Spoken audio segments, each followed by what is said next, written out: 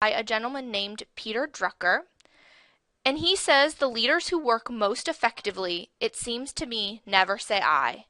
And that's not because they have trained themselves not to say I. They don't think I, they think we. They think team. They understand their job is to make the team function.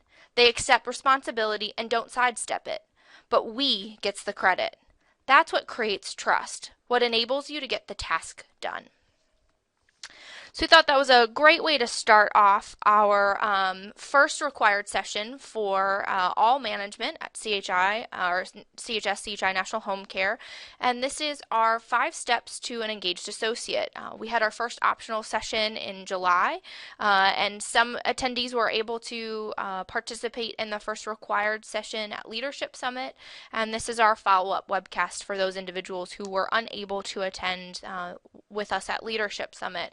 And we're going to be talking about kind of the high-level basics of associate engagement and what our role as leaders and managers are in creating that environment. But before we get started, I want to just tell you a little bit about me, why it is that I'm passionate about engagement and talent development and associate development and professional development. And I have been studying human development and behavior change for the last almost 12 years. And I have had the opportunity to train adults and college students alike on, various related topics: sales, business, leadership, motivational, all types of things, and have had the privilege of being able to travel around the world and doing these types of training. And through my experiences, have been able to study under some of the world's, renowned experts in human behavior. I've learned such techniques as neuro-linguistic programming, or NLP.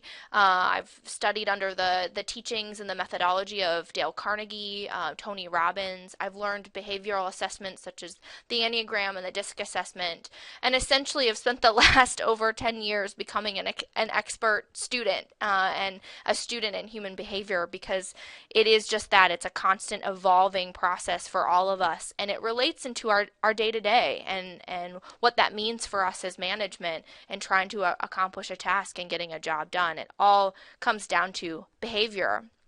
And so, just to recap for those of you who haven't had an opportunity to really plug in on this program, we've been building up to this day for many, many months. We're excited it's finally here. I'm sure you've heard bits and pieces, or some of you have probably read all of the details, but this will be an ongoing series for management with 4 required learning opportunities. We surveyed our management a little over a year ago, asking them what they wanted from a leadership development series. And what you told us is we wanted variety. You wanted these sessions in person and online, as well as some individual coaching and some individual work. So that's what you're going to get from us over the next 11 months is some in-person, the leadership and these webcasts. We'll have a few online learnings, and then we'll do some individual goal setting and behavioral work with each manager within the organization. And then there's also 8 optional learning opportunities for your associates, because that was the other thing you said. You wanted to be able to help grow your future leaders. And so we have created optional opportunities that will be available the months that we don't have required. So this month, we do not have an optional opportunity for all associates. We're focusing on just our management, but next month we'll start back up again. And then we also have created a bunch of resources for managers and for their associates. Management, you may have noticed last month, after every webcast, we will be sending out a newsletter called Demonstrating Excellence, and focusing on the topic and really building on the information that we've provided to you through these required sessions, or we've provided to your associates in those optional sessions that build on the topic, give you additional resources if this is an area of learning that's important for you, activities to take back to your group, and really work and focus on the area of development that is most important to you as a leader and to your team, wherever they are in the process. And then we also have an intranet page dedicated strictly to excellence in management, and that's on the talent development page on the intranet. And you'll see an excellence in management tab located there. And for those of you who have checked it out, you can see that our evaluations are posted there. A video recording of the webcast we did last month is posted there. Our newsletter is posted there. Really just trying to make the information easier to go back to. So make sure that you familiarize yourself with those resources so that you in turn can be familiarizing your team as well. So let's get started.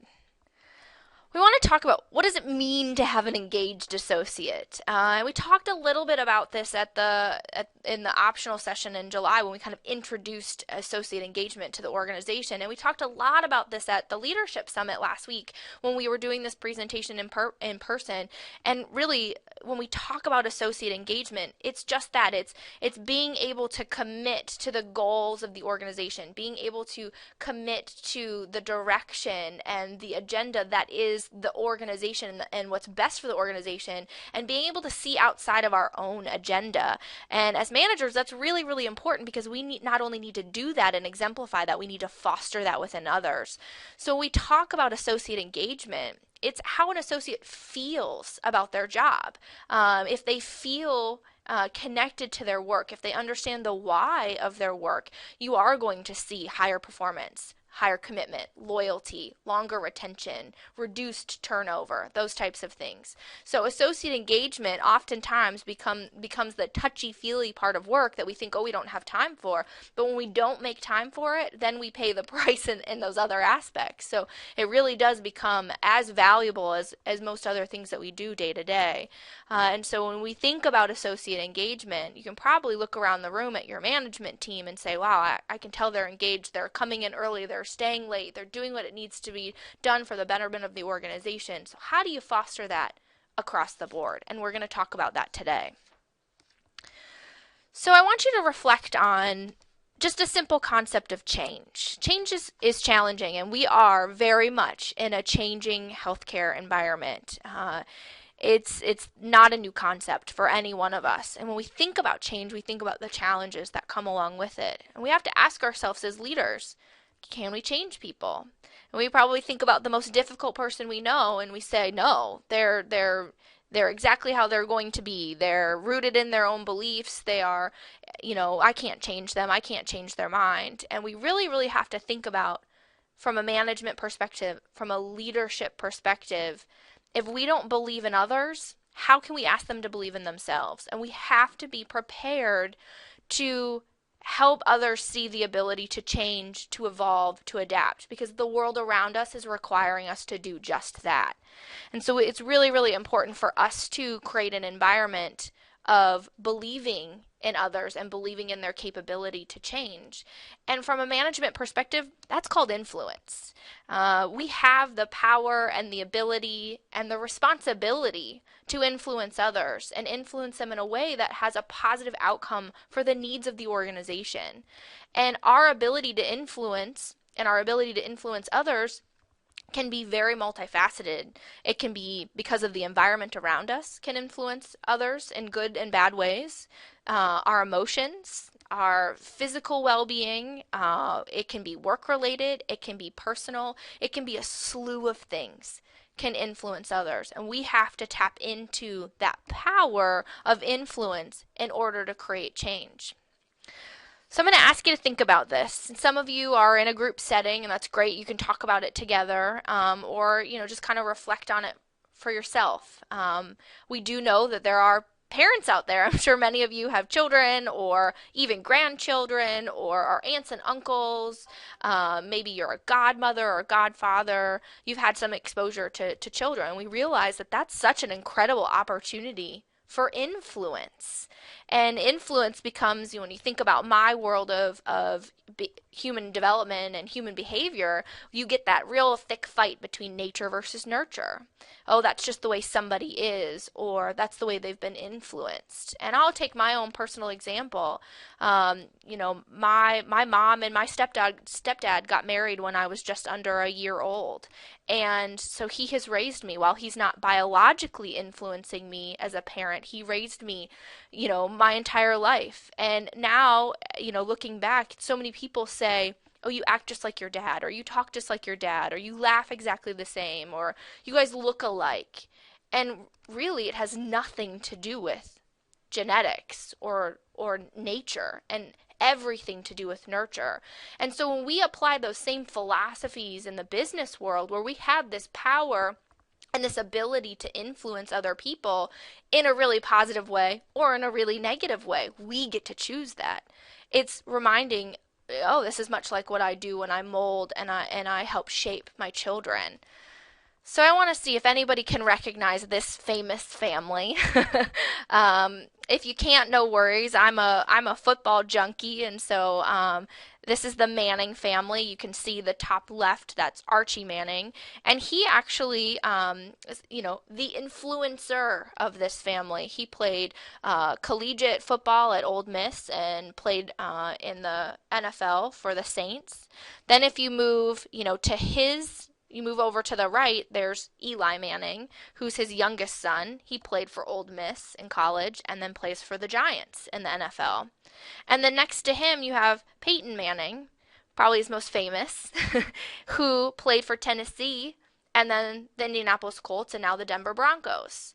And you'd think, oh, that's genetics. You have three family members in the same family who all played professional football. That's got to be genetics. And I'm sure genetics play a role, don't get me wrong, but influence is a far more powerful factor within this family. The environment, the motivation, the commitment, the end results. Because what you have, next to Archie is his oldest son, Cooper Manning, which a lot of people don't know about Cooper. He was an all-state wide receiver in high school and was projected to be the best athlete in the family, but was diagnosed with a narrow spinal canal at age 18 and it ended his career. So while his nature or his genetics said football isn't the right choice for you, his influence said, you could have been the best. And so you think about what our capabilities are as people being able to influence others. It's so much more than genetics. It's so much more than that's just the way they are. It's creating an environment and situations where children, in this case, have the most potential for our desired outcome. And we've got to start transitioning that philosophy into business. And when you do that, it's called top-down leadership. And it's us as leaders and influencers creating an environment and providing opportunities where our team members have the greatest potential to achieve the desired results that are best for the organization. And so really I want you to think about, grab a pen, write it down on a piece of paper. What does top-down leadership mean to you? Because if we don't all have the same idea of how we are influencing others, we're going to get different results across the board. It's really, really important that we own that responsibility and acknowledge that we are the factor in creating the change we want to see within the organization. And as great managers, as great leaders, as great influencers, we have to lead by example. So if we're not getting the results we want, we must probably do the hardest role, and that's looking in the mirror, saying, what am I doing and what can I do differently to help get them where we need to be? And oftentimes this is about speaking to somebody else's language. I call this speaking to their listening. So what I'd like everyone to do at your desk is grab a piece of paper. I'll give you a second. It can be any piece of paper, just something that you don't plan on keeping. And grab this piece of paper, and what I want you to do is fold it in half. And then after you fold it in half, I want you to rip off a corner. And then I want you to fold it in half again and rip off another corner. And then fold it again and rip off your last corner. Now, after you've folded the paper 3 times and you've ripped corners 3 times, I want you to go ahead and open it up,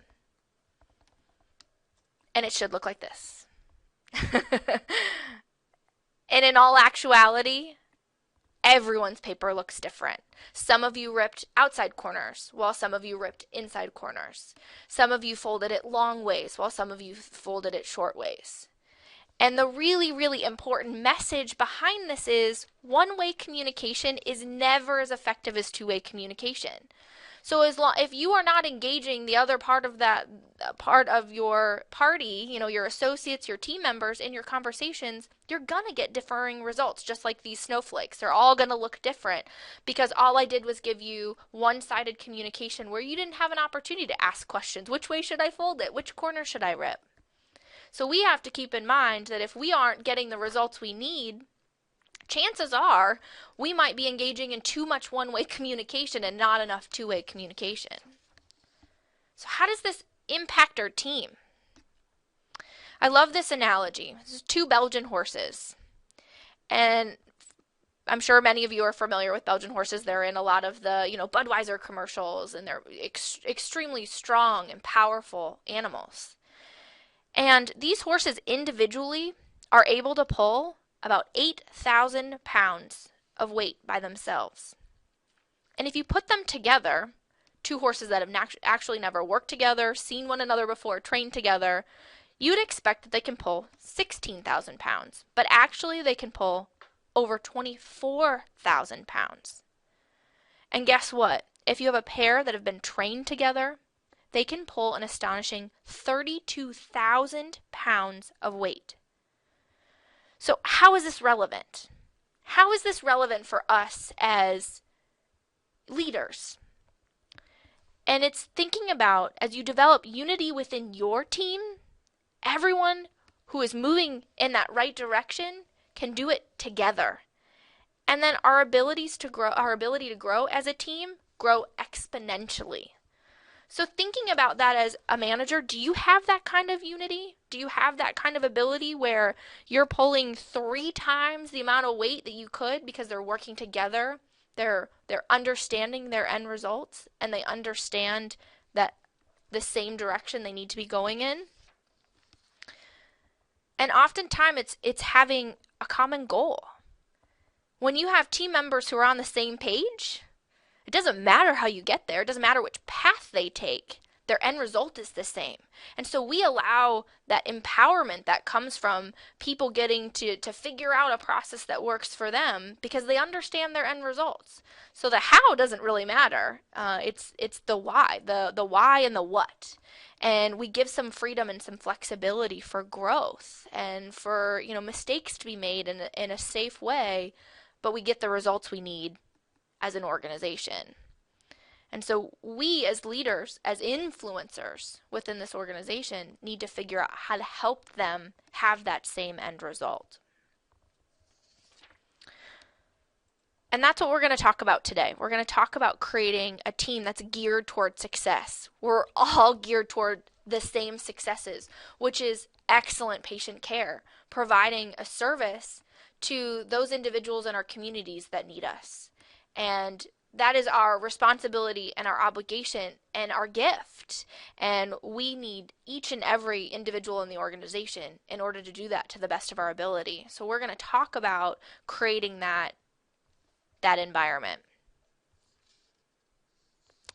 So we're going to pay attention to the areas that your team needs the most growth.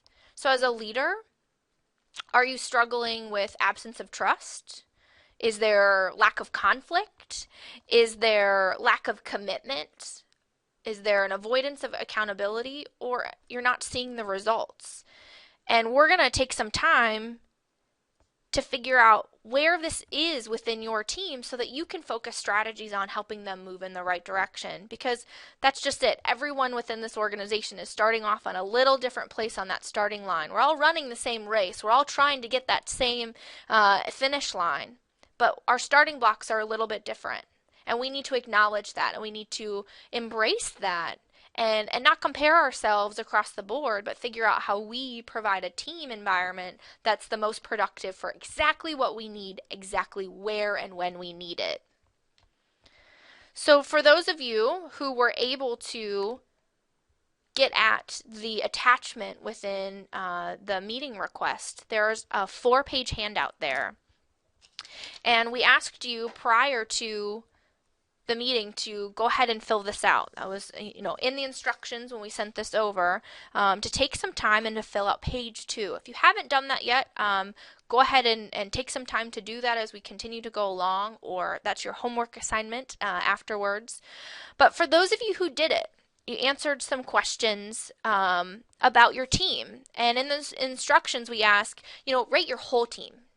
Not just, one person or, your ends of the spectrum, because you'll have individuals who are thoroughly engaged in leading the charge and those that are kind of bringing up the rear. We want to see the big picture of your team as you rate each question. And there's 15 questions, and you're going to rate 3, they usually do that, 2, they sometimes do that, or 1, they rarely do that as a team. And then you'll use the bottom scoring section to figure out your statements. The higher your total is for each of those statements, the more engaged your team is in those areas. The lower, that's an area of focus for you. And it'll give you a nice stepping stone to figure out, okay, this is an area where this is important for my team to focus on.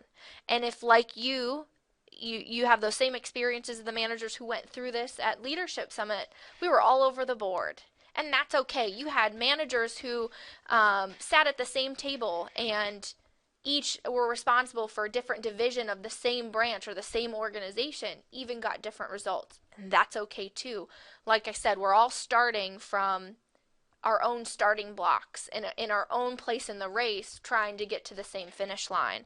So this is a tool that's meant to help you provide some awareness on where you're starting in this journey and developing what works for you and your organization.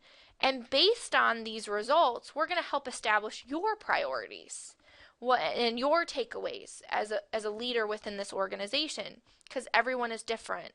And the most important component of all of this is to realize that what motivates our associates, what gets them the most engaged, is understanding the why behind the work they do. I love the phrase, if you understand a why, or associate understands a why, they can handle almost any how.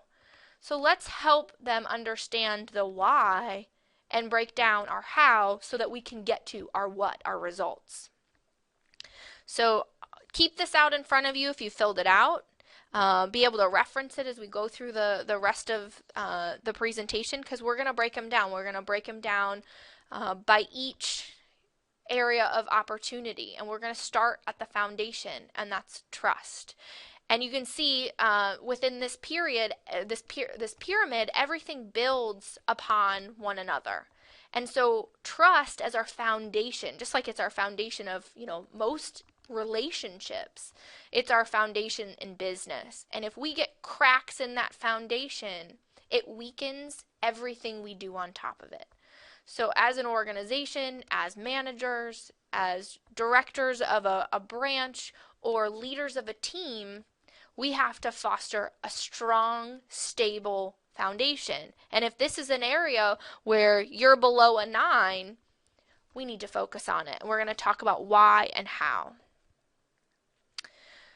When we think about trust as the foundation, it can be the most critical aspect of a well-functioning team. It's our foundation for the rest of your team's success. So without it, it's hard to focus on results, or it's hard to focus on accountability. So we have to really be able to look at what trust looks like for our team.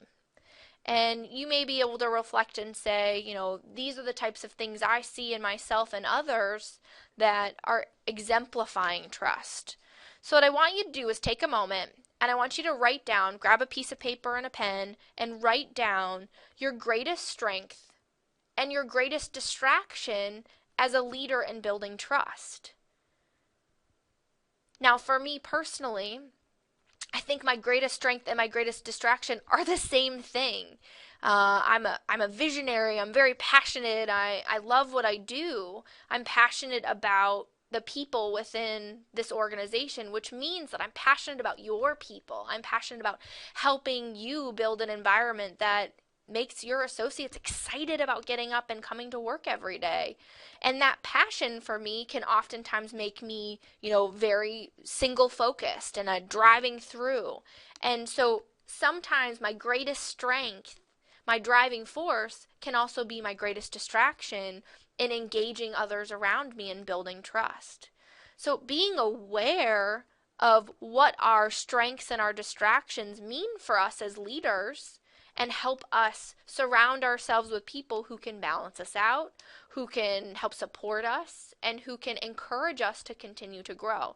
Because as I've mentioned, I've spent the last 12 years being an expert student in human behavior, and I'm pretty sure I'll do it for the rest of my life, because we don't stop learning, and we don't stop growing, and we don't stop evolving. So let's start here by paying attention to what our own strengths and distractions are in building this foundation for our associates.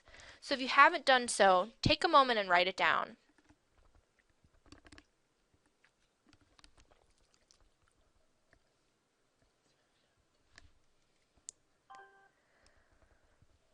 So if you've written it down already, if you're in a room with somebody else, or you want to shoot off a quick email or text somebody or just make a note to share later, I'd really encourage you to share your strengths and your distractions with your peers. And there's a really important reason to share. Being able to share, my strengths and my distractions. I'm not perfect, and none of us are, and that's okay. We're going to make mistakes, and we're going to grow, and we're going to evolve as managers, as leaders, and as contributors to this organization. But when we're comfortable being exposed, we establish trust. And it's the key to building an effective team. But it has to start with us. It has to start with us establishing that trust first. So it goes back to that top-down leadership concept. If you're not vulnerable and honest with your strengths and weaknesses, how can you expect your team members to be? You're not creating an environment that allows an opportunity to focus on the job at hand when you have lack of trust. So keep in mind that oftentimes as leaders, we have to share first. So you've got to be vulnerable.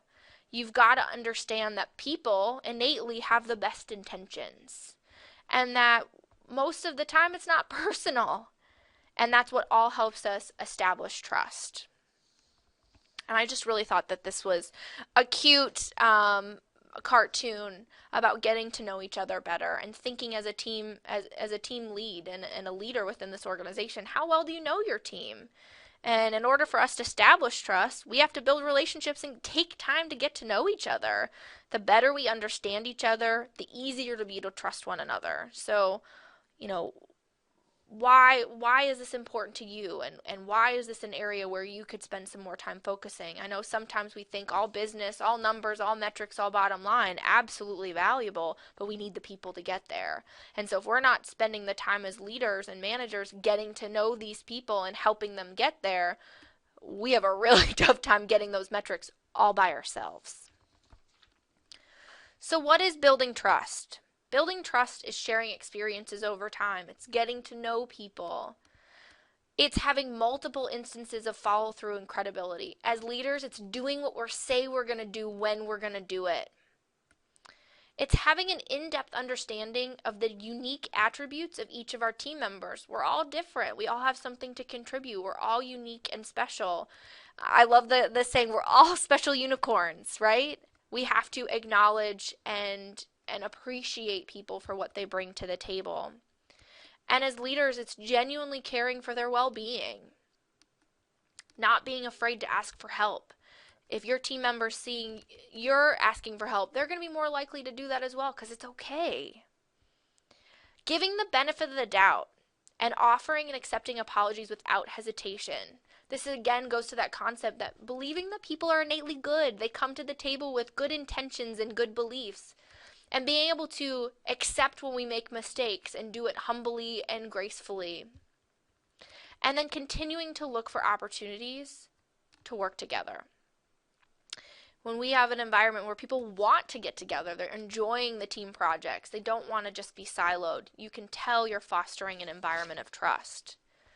And team recognition is a wonderful, simple, and incredibly effective way to foster trust.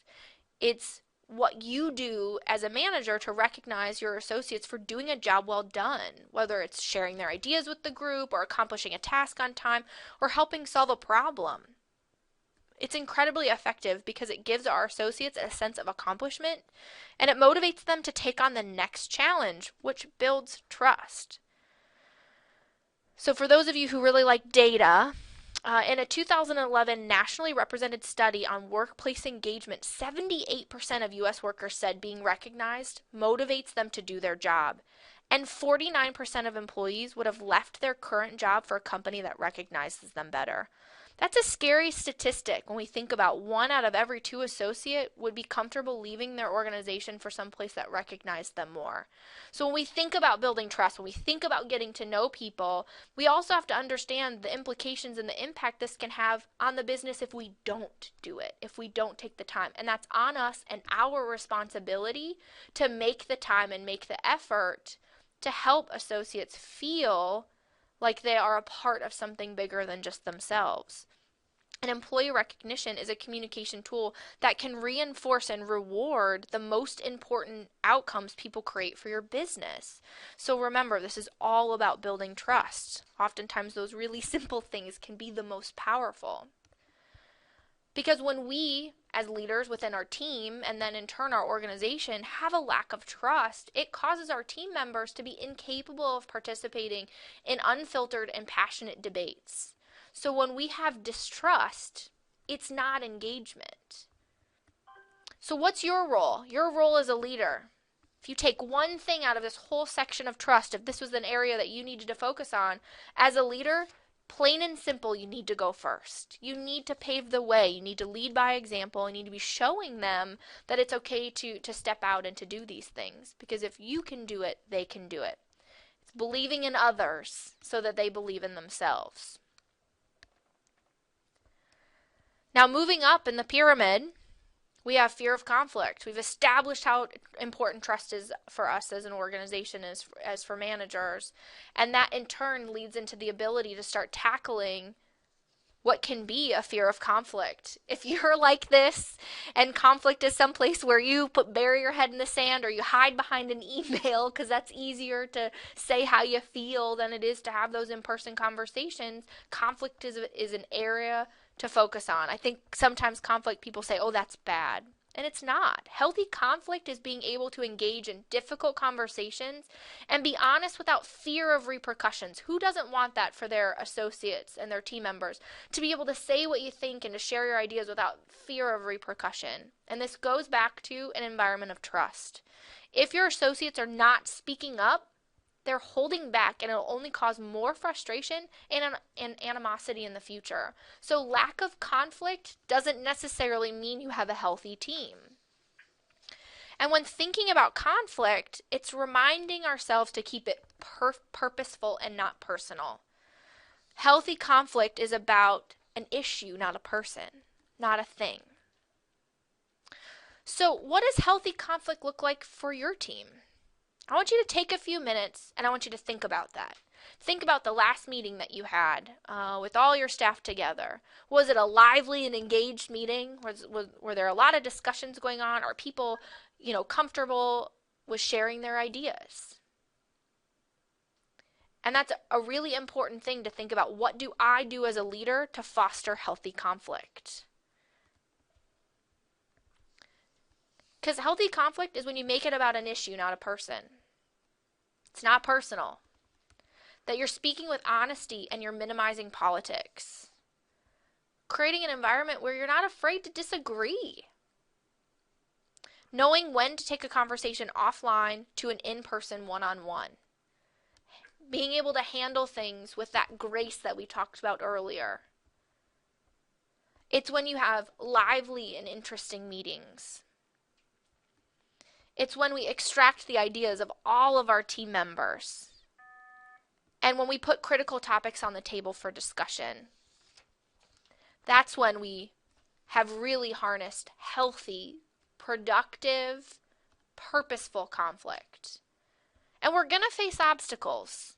We're going to face obstacles within other people. We're going to face obstacles within our team. It could be the individual, it could be the environment, or it could be within the information we're trying to, understand or overcome. Obstacles are a normal part of conflict. But when you have an environment of trust An environment where people feel like they can share their ideas without fear of repercussions, obstacles are just another road bump. They're another thing to go around to get to that end result. So how do you overcome, this is an area on your assessment, how do you overcome this fear of conflict? And it's acknowledging that conflict is productive and necessary. We can't be afraid to hide behind an email or handling a difficult conversation with the wrong audience. We have to acknowledge as leaders and influencers that conflict is productive and necessary, but it has to be healthy conflict. We need to extract buried conflicts. Those things that we keep digging or we burying away and hoping it doesn't come back. We've buried our head in the sand. They will come back, and they will come back at the most inopportune time. So we need to be extracting those buried conflicts and dealing with them. We need to be focusing on our environment of trust, because that in itself reduces fear of those repercussions for individuals saying what they think they need to say in a healthy, productive way. We, as leaders, need to demonstrate restraint when people engage in conflict. It is our obligation and our responsibility to be the model for others and how to have healthy, productive conflict that isn't personal. And we need to understand and encourage and embrace the personality and behavioral differences of other people. When we drive everybody to think and act just like us, we lose our creativity, we lose our edge, we lose our ability to be the front runner in healthcare and provide the best services we can to our patients. When we start acknowledging the uniqueness of our teams and everything they bring to the table, we have an opportunity that encourages trust and is primed for healthy conflict. So when we have lack of healthy conflict, will result in teams who rarely buy in and commit to a decision, even if they appear to agree. Their apathy is not engagement. When you have a meeting and people leave and they didn't contribute, we can't just assume that they agree, that they bought in. That lack of engagement, that lack of, contributing does not mean that they're committed. So when we look at our role as a manager in healthy conflict, we have to mine for it. We have to be paying attention to it and getting it out on the table. So when we have an environment that focuses on trust and acknowledges the importance and fosters healthy conflict, then we get to focus on commitment and building committed associates. So it's reminding ourselves that commitment doesn't mean consensus. Having a committed team doesn't mean they always agree. And it's providing opportunities for our team members to weigh in. Not everyone will agree or needs to agree, but everyone should have an opportunity to have a voice. They need to understand that their opinions are known and considered, and that when they have that opportunity to weigh in, they'll eventually commit to the decision because it will help your team reach their shared goals. This is bigger than individual agendas. This is about a team goal and understanding that they are a voice, a contributing voice to that overall goal. It goes back to understanding the why results in associates who can do almost any how. So help them through their commitment understand the why by having those unbridled discussions and including them in. So we think about, why is commitment so important? And it oftentimes becomes that heart of engagement, because the inability to commit and buy in on a decision will cause distress and unsupported goals. It's a team of individuals when they're only committed to the things that are most important to them and not to the overarching goals of the organization. So I want you to take a moment and think about, what's the single most important goal that your team must accomplish in the next 6 months to achieve success? Do you know it? If you know it, write it down. If you don't know it and you have to think about it, this might be a homework assignment for you. So take a moment, think about that single most important goal, and write it down.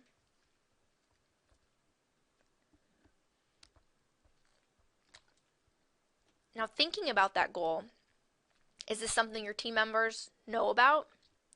Is this goal visible to them? Is it measurable? Did they have an opportunity to buy into the goal? Have you had conversations around it? How are we as managers taking the necessary steps to maximize our team's clarity and achieve that buy-in when it comes to our goals? If this is the single most important thing that we need to do to achieve success in the next 6 months, we better hope everyone's working to that same goal. And if they're not, we need to do our job in making sure everyone's on the same page and help them avoid ambiguity.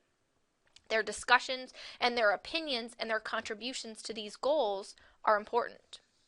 So if you haven't done this already, that is your homework for today, is to make sure that you've established what this goal is and making sure that you've communicated it to your team members. And we're just finishing the performance review process. I'm sure some of you have worked on scorecard goals for the next year, and it's keeping in mind, are these goals cascading? Does that individual's goal play into yours and play into, your senior leader's goals and play into the overarching goals of the organization? Because they all need to connect, because our end result all needs to be the same.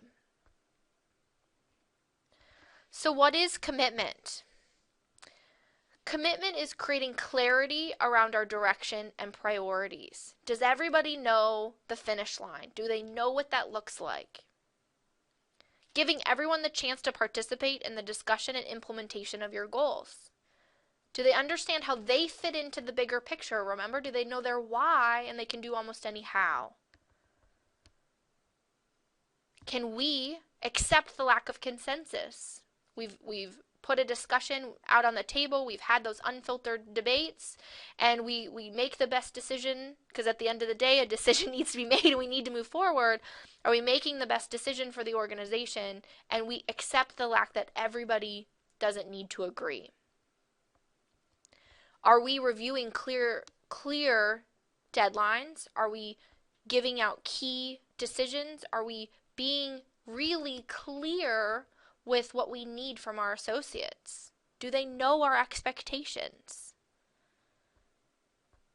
And sometimes avoiding the overvalue of research and analysis over your team's opinions. Oftentimes they are the best data we have. So when we have a lack of commitment, we cause team members to rarely call out their peers on actions and behaviors that seem counterproductive. So their indifference is not engagement.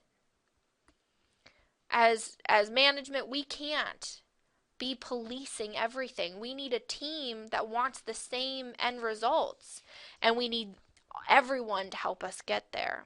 So our role in commitment and creating committed associates is providing clarity and closure. Ambiguity is not helpful.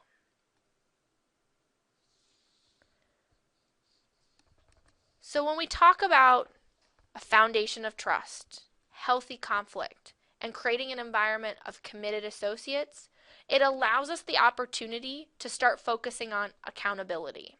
So if this was an area that's low on your assessment, you have to understand looking backwards is sometimes the most productive thing in moving forward. What am I doing if accountability is a challenge for me? Do I have an environment that doesn't foster trust, that doesn't allow for healthy conflict, or is not producing committed associates? Because if I struggle with any three of those, you can better believe accountability becomes a challenge for me. And oftentimes accountability kind of becomes that dirty word, that nasty word, where it has this negative connotation, where it's about, being mean to people or being stern, or you think about, if any of you went to Catholic schools, the nuns and the rulers and your knuckles and all of those things. We have such a negative connotation, and that's not the case. Accountability is about responsibility. It's about the ownership that comes from being responsible for our contributions to this organization. So what is accountability? What does that mean to you as a leader, as an influencer, as a manager within this organization? Accountability means having an environment and people around you who are responsible for the same end result everyone else is working towards: excellent patient care. So accountability truly is about responsibility. And when we have accountability without empowerment, we have blame. When we have empowerment without accountability, we have low performance. But when we have accountability and empowerment, that's when we see high performance. We see that attention to results. So what's your role as a leader?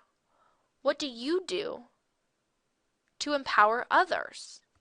Is your team willing to hold each other accountable and call each other out for non-productive behaviors? This can't just be coming from the top. We have to do this for one another, and we have to encourage an environment where our associates will do that for one another. Accountability isn't about policing. It's not about getting people in trouble. It's about being responsible for our obligations, our commitments, and the things that we need to do as an organization to move it forward. So accountability is establishing respect among team members. It's creating a team with equal standards for performance and productivity. It's encouraging commitment and responsibility. It's meeting deadlines and deliverables. This goes back to commitment, doing what we say we're going to do when we're going to do it. Remember, if we know almost any why, we can handle almost any how. So if we are able to communicate a deadline has to change and this is why, guess what? We'll be able to handle any how. But we have to have that clarity, have that closure, and then be held accountable to it. So meeting those deadlines and deliverables. It's holding each other to agreed upon decisions and standards. If this is a direction that was set for the organization, we have to hold each other accountable to that. It's not making excuses. It's not, well, what about this and what about this came up or that. It's these are the things that we have determined as an organization are the best for our end result. So we need to hold each other accountable to get there.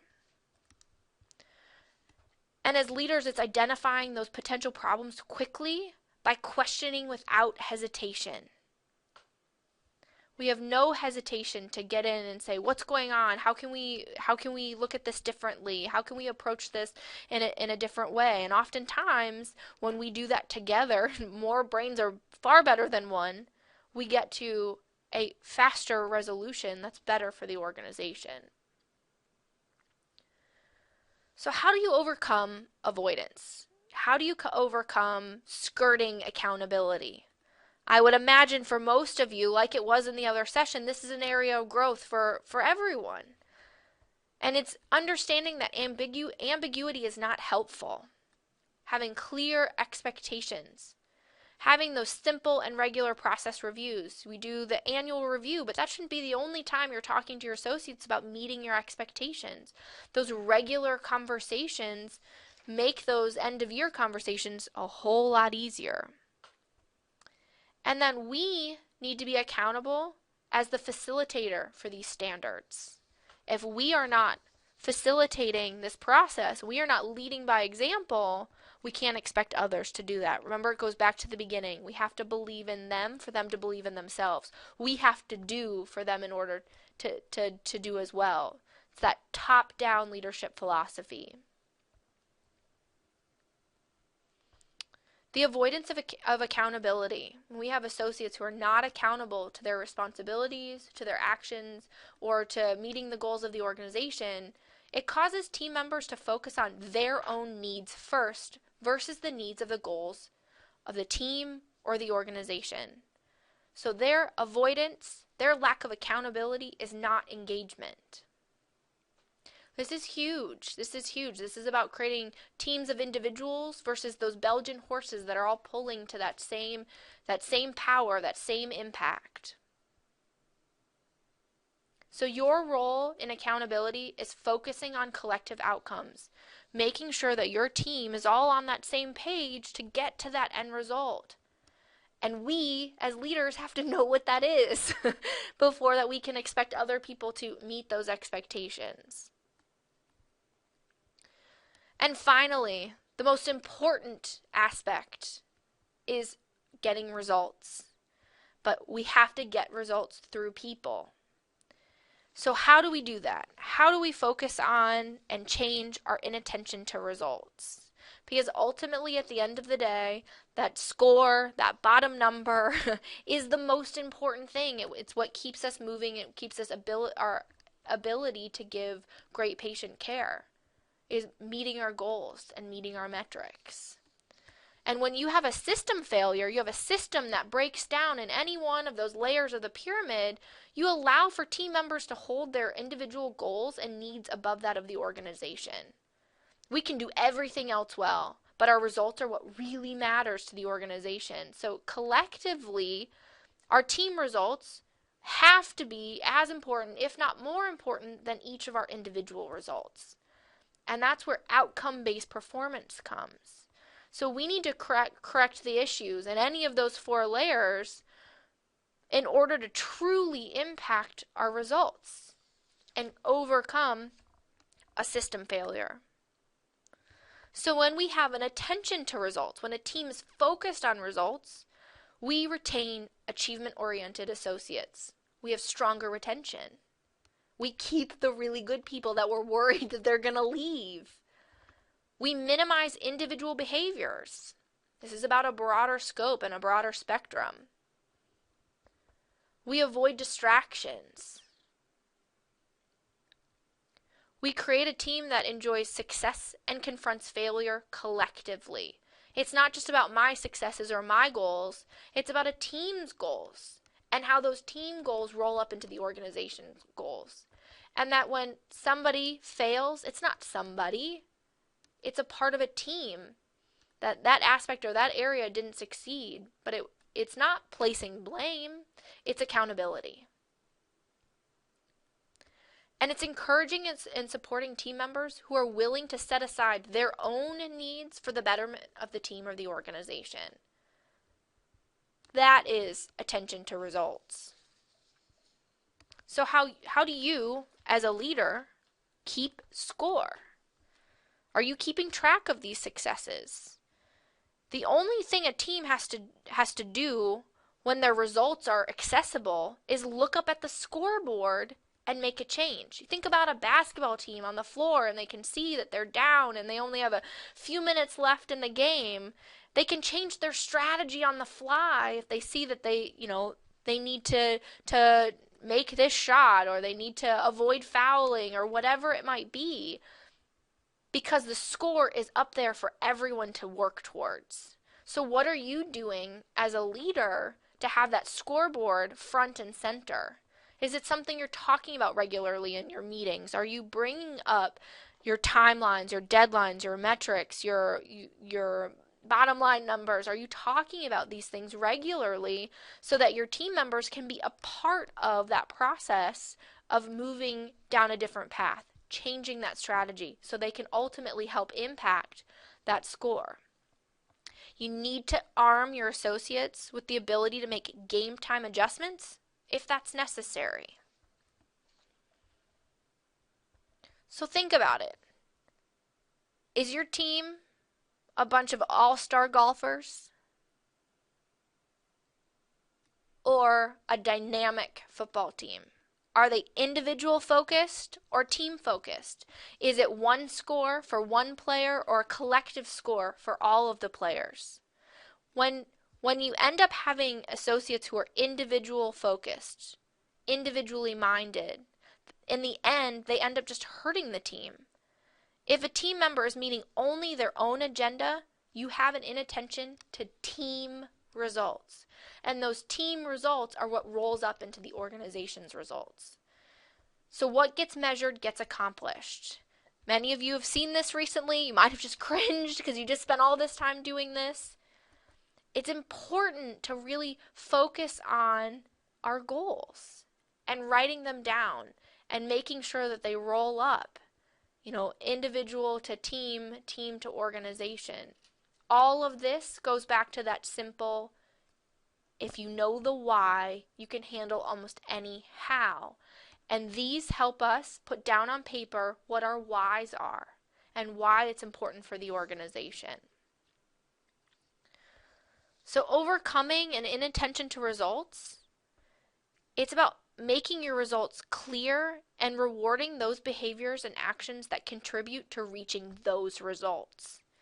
It's rewarding successes and accomplishments of goals and setting the tone for a focus on results from the top down. This goes back to that top-down leadership.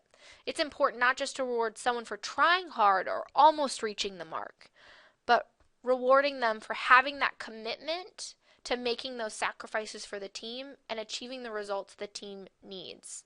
So I love this picture of Carrie Strug. It's a perfect example of focus on team results, not just individual results. So when we have an inattention to results, we allow our team members to enhance their own position at the expense of their team or the organization. So that individual focus is not engagement, and it does not help us focus on team results. So what's your role? It's to be the leader. When we focus on that top of that pyramid and that results oriented, it's about us leading by example, being a model for others to follow. If we aren't getting the results that we need or we seek, it starts with us. It starts the self-reflection from within, and then how we foster the trust, the conflict, the commitment, the accountability, and the attention to results from top down.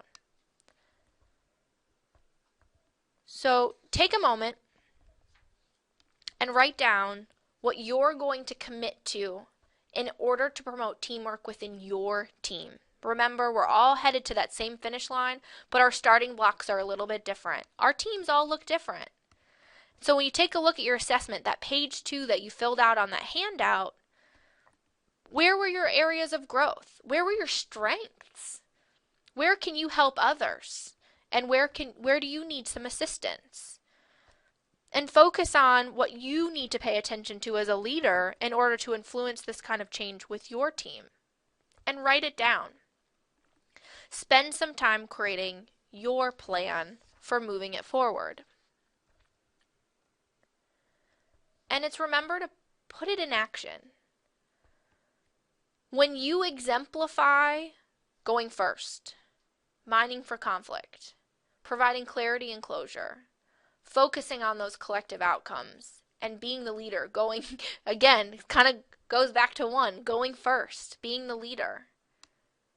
You can impact and influence the trust, the healthy conflict, the commitment, the accountability, and the results that your team experiences. But it starts with us.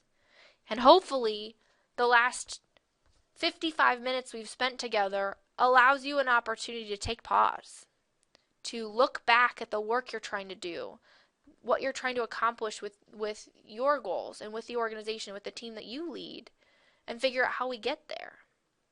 And sometimes as managers, it's having the gift of time to reflect and say, this is what I need to focus on, because I need all of these people on my team in order to achieve what I want to achieve for the organization. And so we have to put it into action, which is why I'm going to ask each of you after the session, it can be somebody you know, it can be someone you can work with closely, to find an accountability partner. I want you to share your goals with this individual. You can share your greatest strength and your greatest distraction when it comes to building trust. Share your goals, the thing that you need to accomplish in the next 6 months in order to achieve that team success, and what your plan is from your assessment. What are you going to focus on for your team? And I want you to schedule 15 minutes once a week for the next 4 weeks. Everybody has 15 minutes. And everyone has 15 minutes to commit to growing their team and improving how they impact the organization. So spend 15 minutes one time a week with your partner talking about your challenges, your struggles, celebrating your successes. Maybe there's an area that they do really well that they can provide, a tip or suggestion for you to try. Because we have to remember we're all starting on those starting blocks at a little different place. So we need to use each other and lean on one another so that we can all collectively get to that finish line. So I'm going to check in with you. I'm going to see how it's going throughout the next month with sharing this information with your accountability partner.